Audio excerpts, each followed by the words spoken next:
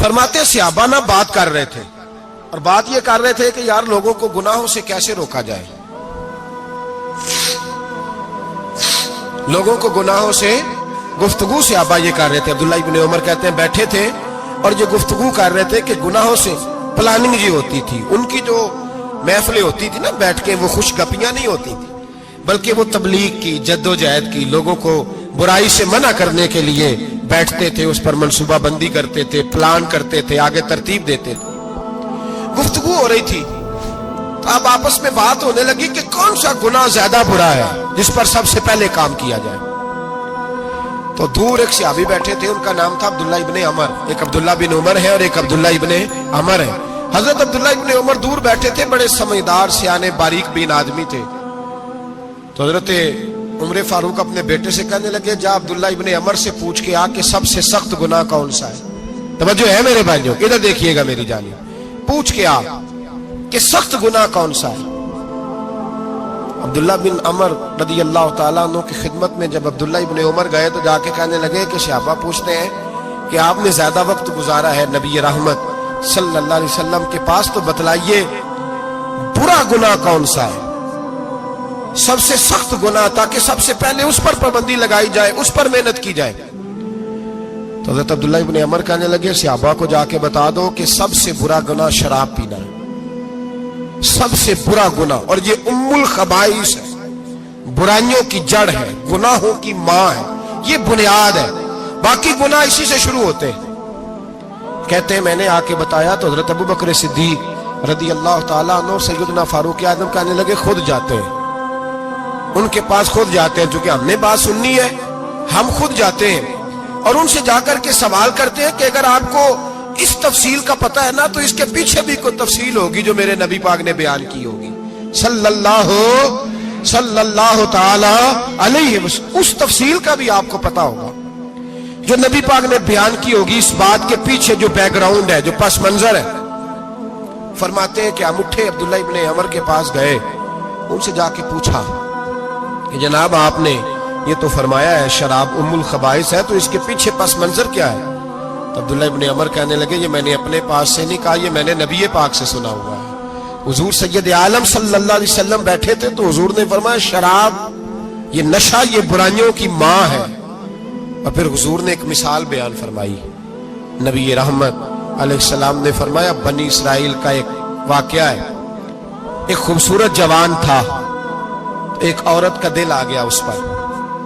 یہ یاد رکھ لیں، ہم لڑکوں کو منع کرتے رہتے ہیں لیکن ہمیں گھر کی بچیوں پر بھی توجہ دینی ہوگی، ہمیں ان کے فون پر بھی نگرانی کرنی ہوگی، ہمیں وہاں بھی غور کرنا ہوگا، اس لیے کہ اگر کوئی بچی گنجائش نہ دے تو میرا خیال ہے کہ لڑکا جرت کرنے کی طاقت نہیں رکھتا، تو وہاں بھی ان کی اماں سے کہے کہ پابندی لگائے، بچی کسی کا موبائل لے کر کے کہیں اس کو استعمال تو نہیں کر رہی، اس پودے پر بھی توجہ دے، درخت بننے سے پہلے اس کی بھی نگرانی کریں، یہ بھی بڑا ضروری کام ہے۔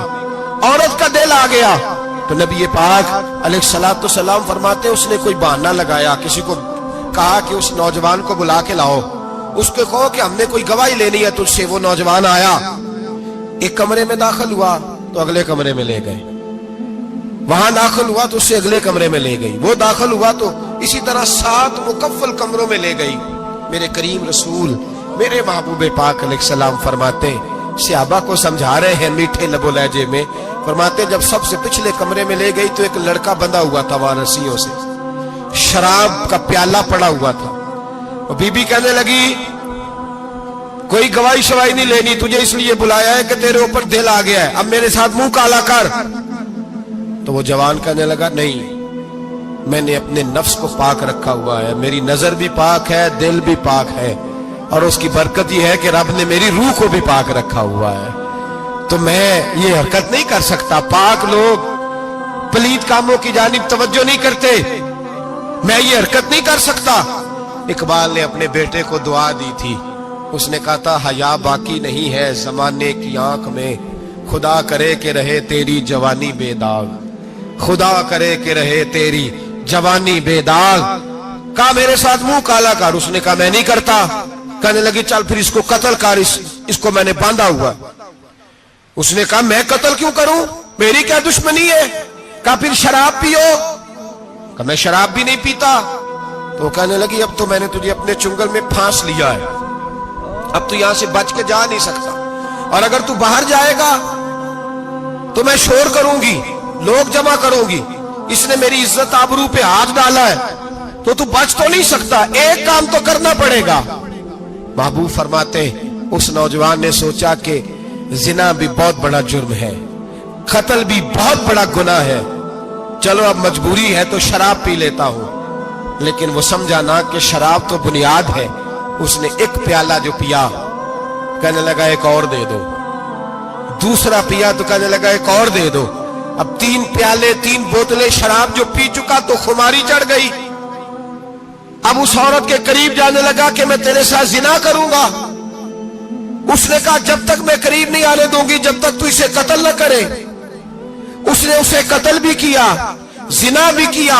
तो महबूब फरमाने लगे ये कत्ल और जिना जो हुआ है तो ये शराब की वजह से हुआ है। गोया शराब को जुर्म है जो कत्ल भी कराएगी, जो जिना भी कराएगी। और अगर आप नशई को देखें, अगर आप शराबी को देखें, तो क्या वो डकैतियां नहीं करता फिरता, वो चोरियां नहीं करता, वो अपनी ही माँ का जेवर नहीं बेच आता, वो अपनी ही बहन का पड़ा हुआ जहेज नहीं बेच आता, वो अपने ही घर में डाके नहीं डालता, वो अल्लाह के घर मस्जिद में आकर के चोरी नहीं करता,